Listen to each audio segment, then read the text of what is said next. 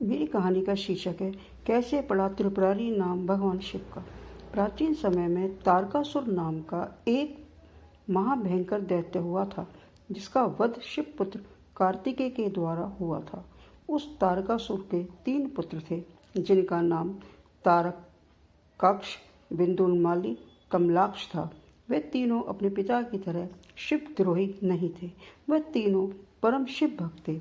यद्यपि देवताओं ने कुमार कार्तिक का सहारा लेकर उनके पिता का वध करवा दिया था, इसलिए वे देवताओं से घृणा करते थे।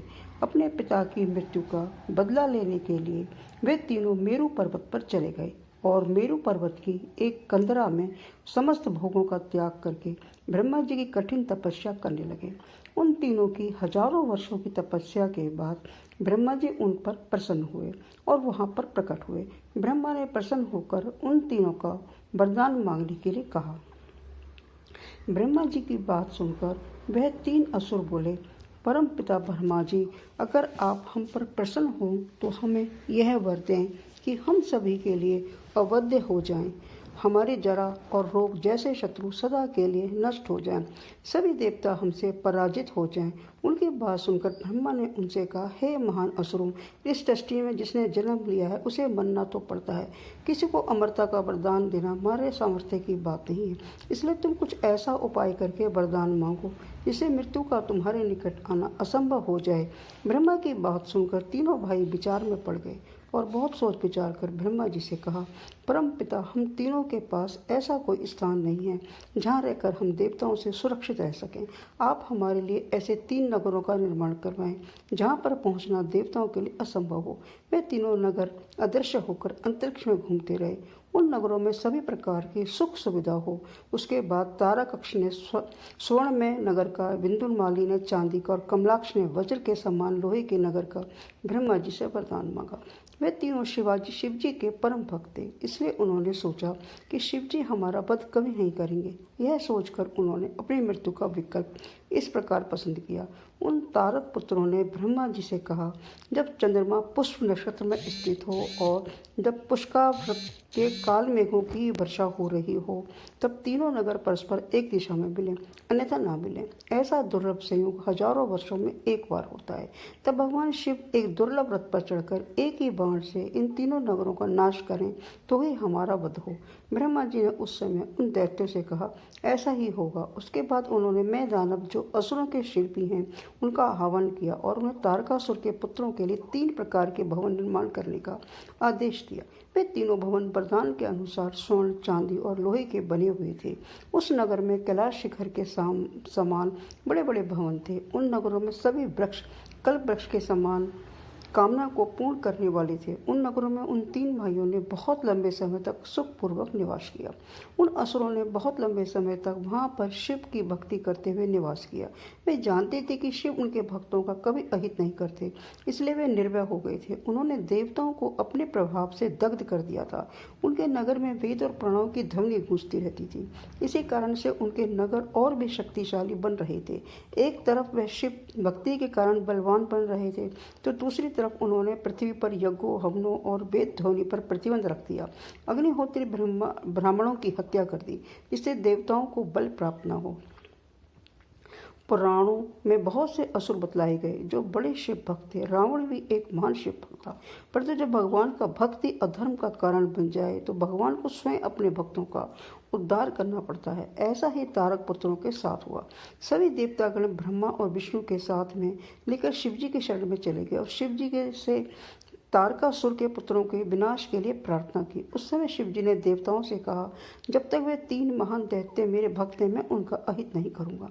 फिर भी वे तीनों मेरी भक्ति से बलवान होकर सृष्टि में अधर्म का फैलाव कर रहे हैं, इसलिए तुम सब मिलकर ऐसा कुछ उपाय करो वे तीनों मेरी भक्ति से विमुख हो जाएं।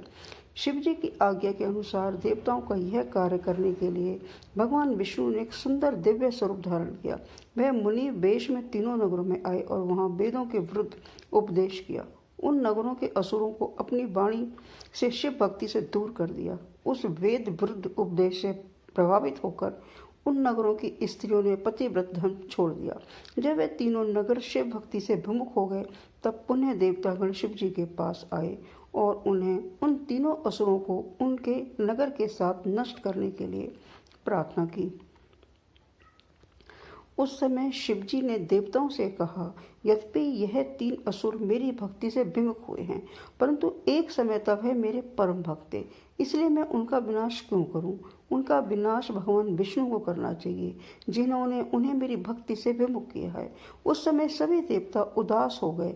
यह देखकर ब्रह्मा जी ने शिव जी से कहा है, प्रभु आप हम सबके राजा हैं, भगवान विष्णु आपके युवराज हैं और मैं आपका पुरोहित हूँ।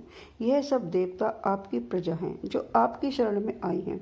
मेरे वरदान के अनुसार उन 3 असुर आपके अलावा सभी के लिए अवध हैं, इसलिए हम सबकी रक्षा करें और उन असुरों का वध करें। ब्रह्मा की बात सुनकर शिव जी ने मुस्कुराते हुए कहा, आप मुझे राजा कह रहे हैं, परंतु मेरे पास कोई ऐसा रथ नहीं जो राजा के पास होता है, और न ही मेरे पास कोई राजा के योग्य शास्त्र है मैं उनका विनाश कर सकूं। उस समय ब्रह्मा जी की आज्ञा से शिव जी के लिए एक दिव्य रथ का निर्माण करवाया गया। वह रथ सोने का बना हुआ था। उसके दाहिने चक्र में सूर्य और बाएं चक्र में चंद्रमा विद्यमान थे। अंतरिक्ष उस रथ का ऊपर का भाग था और मंदराचल उस रथ का बैठने का स्थान था। ब्रह्मा जी उस रथ के सारथी बने। हिमाचल से धनुष बनाया गया और बासुकी को प्रत्यंचा बनाया गया। भगवान विष्णु उस धनुष के बाण और अग्नि उस बाण की नोक बने। वेद उस रथ के अश्व बन गए। संसार में जो भी कुछ तत्व थे वह सभी उस रथ में मौजूद थे। सिंह केतु पंचाल देश का एक राजा था। राजा बहुत बड़ा शिव भक्त था। शिव आराधना और शिकार उसके 2 चीजें प्यारी थी। वह शिकार खेलने रोज जंगल जाता था। उस समय ब्रह्मा जी ने भगवान शिव से रथ पर सवार होने के लिए प्रार्थना की। शिव के सवार होते ही वह रथ शिव जी के भार से नीचे झुक गया। वेद रूपी अश्व शिव जी का भार सहन न कर पाए और जमीन पर बैठ गए। सबको लगा कोई भूकंप आ गया है। उस समय नदी जी वहां पर उपस्थित हुए और उस रथ के नीचे जाकर शिव जी के भार को स्वयं सहन करने लगे। वह भी बड़ी मुश्किल से शिव जी की कृपा से शिव जी का भार सहन कर सके। उस समय भगवान शिव की आज्ञा से सभी देवता गण पशु भाव में स्थित हो गए। भगवान शिव उनके अधिपति हुए, इसलिए उन्हें पशुपति भी कहा जाता है। उसके बाद ब्रह्मा ने उस रथ को हाँकना शुरू किया, परंतु वह रथ आगे नहीं बढ़ा। तब शिव की आज्ञा से सभी देवताओं ने विघ्न को दूर करने वाले गणनायक गणपति से प्रार्थना की और वह रथ आगे बढ़ने लगा। उसके बाद जब भगवान शिव ने अपना रौद्र स्वरूप धारण किया, उस समय संयोगवश वे तीनों नगर एक ही रेखा में बने हुए थे। शिव ने वह हिमालय स्वरूप धनुष पर विष्णु स्वरूप बाण का संधान किया। बाण के संधान करते ही शिव जी के क्रोध से प्रभावित होकर वे तीनों नगर जलने लगे। शिव जी के उस महान धनुष के द्वारा एक ही बाण में तारकासुर के तीनों पुत्रों का संहार हो गया। शिव जी की कृपा से उन तीनों असुरों को मोक्ष की प्राप्ति हुई। देवताओं का कार्य भी सिद्ध हुआ। उन 3 नगर में जो लोग शिव की भक्ति से विमुख नहीं हुए थे, उनकी शिव जी ने रक्षा की। उस तरह भगवान शिव ने तारकासुर के तीनों पुत्रों का अंत किया और त्रिपुरारी कहलाए।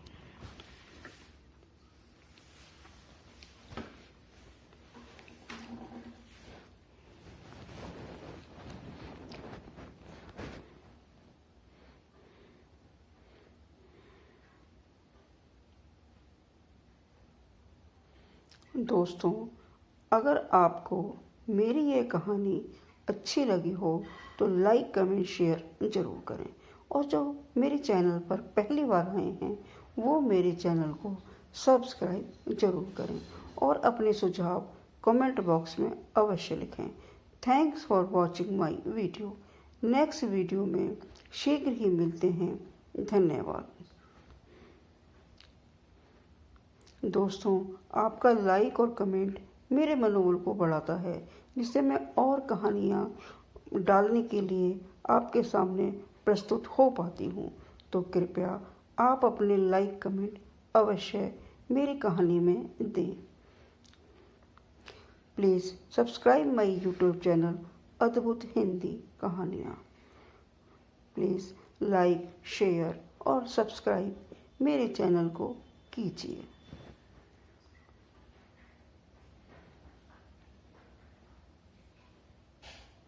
नमस्कार।